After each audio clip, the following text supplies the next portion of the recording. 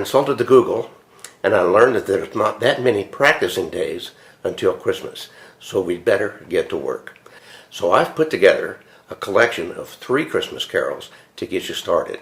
I've given you the music in the tab, an MP3, and I'm going to show you a little bit about how each one goes. Then you'll get to work, and I'll get to work, and we'll compare notes.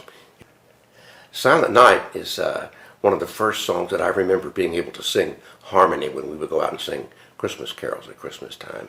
And mostly it's the thirds. Sometimes it's notes of 6 notes apart. And then the chords are really in the key of A, just A, D, and E, so you can get by with bass notes, which are just the open strings. Silent night, all is calm, all is bright, round yon, and so forth. So it's pretty easy to put together an arrangement that has the 6 and the thirds and the open bass strings, and so that's what we've done. Away in a Manger is a little more complicated. It still uses the 6 and the thirds to harmonize, but the bass line becomes a little more interesting because sometimes you'll use inversions of those chords to make the bass line sound just right. So you'll hear this.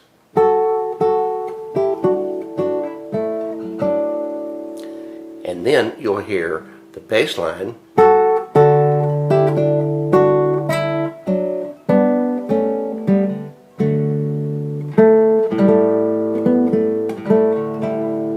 and so forth.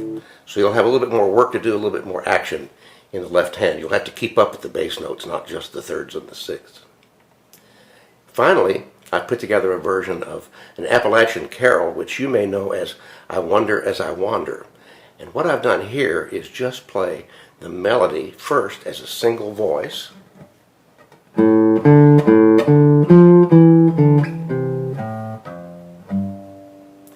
then I bring the melody up an octave and I put a chromatic scale descending underneath.